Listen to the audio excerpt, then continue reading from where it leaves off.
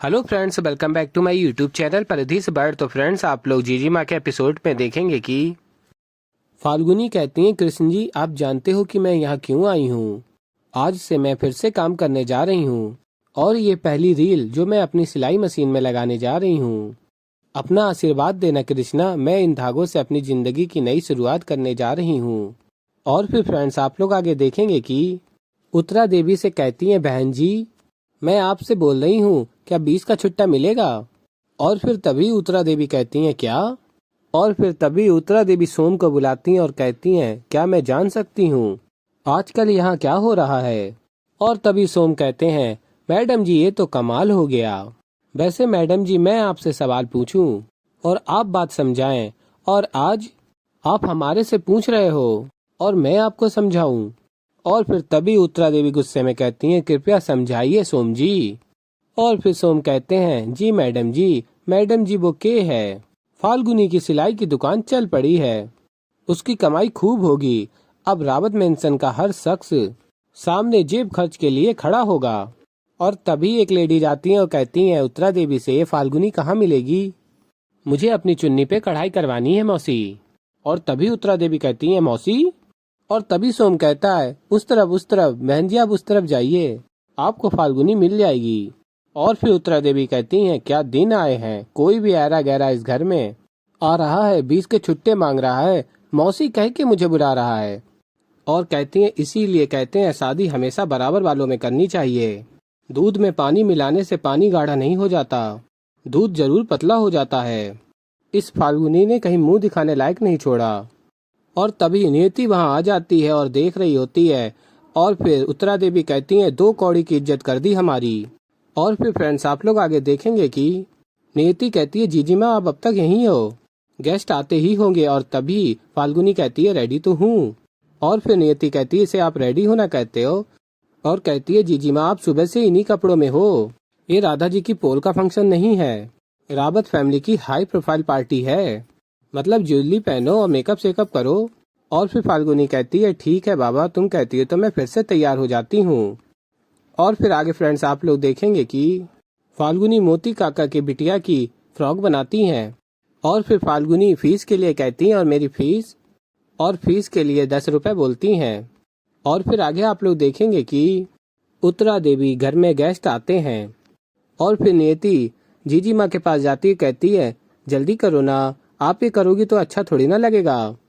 और फाल्गुनी सिलाई कर रही होती है। और फिर फाल्गुनी को नियति की ये बात सही नहीं लगती। और फिर फ्रेंड्स, आप लोग आगे देखेंगे कि गेस्ट उत्तरा देवी से रावत फैमिली की तारीफ कर रहे होते हैं। और फिर एक गेस्ट कहती हैं, सूरत हो तो नियति जैसी, सच में उत्तरा तुम्हारी बहू तो बहुत ही सुंदर है।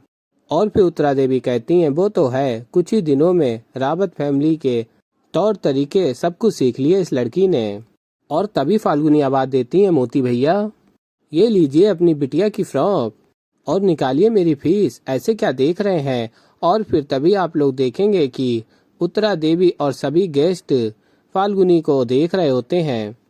और फिर फाल्गुनी मोती काका से कहती हैं, आपको क्या लगता है कि मैं फीस भूल जाऊंगी, चलिए चलिए जल्दी से निकालिए 10 रुपए। और फिर गेस्ट देख रहे होते हैं। और फिर आगे आप लोग देखेंगे फाल्गुनी सभी गेस्ट के लोगों से कहती हैं, सॉरी मुझे देर हो गई। और फिर उत्तरा देवी कहती हैं, कोई बात नहीं, और बताती हैं गेस्ट को, ये है मेरी बड़ी बहू फाल्गुनी। और फिर फाल्गुनी गेस्ट के पैर छूने लगती हैं। और फिर तभी सभी कहते हैं, बैठो पैर मत छुओ। और उत्तरा देवी से कहते हैं, अरे शादी में कुछ ज्यादा ही खर्चा हो गया था क्या तुम्हारा, जो बड़ी बहू के घर आते ही सिलाई का काम शुरू करवा दिया। और फिर गेस्ट कहते हैं, तुम्हारी दोनों बहुओं में भेदभाव कुछ समझ नहीं आया, नियति को तुमने रावत खानदान की बहू की तरह रहना सिखा दिया और फाल्गुनी को ट्रेनिंग देना भूल गई, लगता है ट्रेनिंग के समय फाल्गुनी फ्रॉक सिल रही थी। और फिर गेस्ट कहते हैं, वैसे फाल्गुनी तुम साड़ी में फॉल फिटिंग का क्या लेती हो, अरे मेरी कई साड़ियां हैं उसमें फॉल लगा दो ना, और हाँ और डिस्काउंट के साथ, आफ्टर ऑल मैं तुम्हारी सास की खास सहेली हूँ। और फिर फाल्गुनी कहती है, बिल्कुल आंटी जी, सासू माँ के लिए तो कुछ भी। और फिर फाल्गुनी कहती है, वैसे कितनी कमाल की बात है ना, राधा जी की पूल में मैंने कई सिलाई कढ़ाई का काम किया पर कभी किसी ने डिस्काउंट नहीं मांगा। और यहाँ इतने बड़े रावत मेंशन में मुझे डिस्काउंट देना पड़ रहा है। और फिर उत्तरा की फ्रेंड बोलती हैं, मानना पड़ेगा उत्तरा तुम्हारे बिजनेस सेंस को। रावत इंडस्ट्रीज में कपड़ा बनेगा और रावत बिला में कपड़ा सिलेगा। और फिर कहती है, अब समझ में आया तुमने अपने बड़े बेटे के लिए फाल्गुनी को क्यों चुना। घर बैठे बैठे फ्री की टेलर जो मिल गई। अरे वो जो सिंघानिया बिल्डर्स है ना, वो भी बहू ढूंढ रहे हैं। मैं जाके उनको बोल देती हूँ कि गाढ़ा सीमेंट वाले मजदूर ढूंढ लें। और फिर गेस्ट कहते हैं, बहुत ही सही बहू मिली है रावत खानदान को। और फिर तभी फाल्गुनी उठकर जा रही होती है और नियति उनको रोकती है। 1 मिनट जीजी माँ। और सभी गेस्टों को बताती है, हाँ मजदूर है मेरी जीजी माँ, पर जादू है इनके हाथों में। अपने इन्हीं हाथों के हुनर से इन्होंने मुझे पाल पोस कर बड़ा किया है, घर चलाया और सर पे छत बनाए रखी और कभी भूखा नहीं सोने दिया। खुद नहीं पढ़ी लेकिन दिन रात मेहनत करी ताकि उनकी बिट्टू पढ़ सके, अच्छे कॉलेज जा सके। मेरी शादी का एक एक खर्चा मेरी जीजी माँ की मेहनत से आया है। आपको इसलिए हंसी आई ना कि जीजी माँ ने मोती भैया से 10 रुपए लिए। वो इसलिए मांगे ताकि मोती भैया शर्मिंदा ना हो कि उन्होंने घर की बहू से फ्री में काम करवाया। इतनी महान है मेरी जीजी माँ, सबका भला करती हैं लेकिन कभी एहसान नहीं जताती। और फिर नियति कहती है, मेरी नज़र में मेरी जीजी माँ दुनिया की सबसे अमीर इंसान है। इसलिए सही कहा आपने, रावत खानदान को बहुत सही बहू मिली है मेरी जीजी माँ। और फिर फ्रेंड्स आप लोग आगे देखेंगे कि उत्तरा देवी महाराज जी से कहती हैं, मेरे और सुएश के लिए कॉम्प्लेक्स लेकर आओ।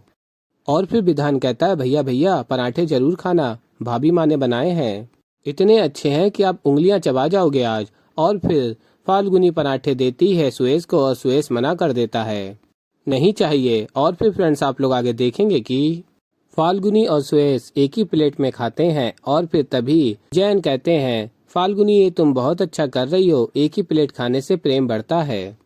और फिर जैन कहते हैं, उत्तरा मैं सोच रहा हूँ हम दोनों भी। और तभी उत्तरा देवी आंखें दिखा देती हैं। और फिर फ्रेंड्स आप लोग आगे देखेंगे कि फाल्गुनी सुएश का मुंह साफ करती हैं। और तभी सुएश कहता है, क्या है ये, क्या कर रही हो, बच्चा नहीं हूँ मैं, खुद कर सकता हूँ। और फिर सुएश उठ जाता है और कहता है, मॉम मैं ऑफिस में मिलता हूँ। तो ऐसे ही फ्रेंड्स आगे और भी बहुत कुछ आप लोगों को देखने को मिलेगा। तो अभी के लिए इस वीडियो में इतना ही।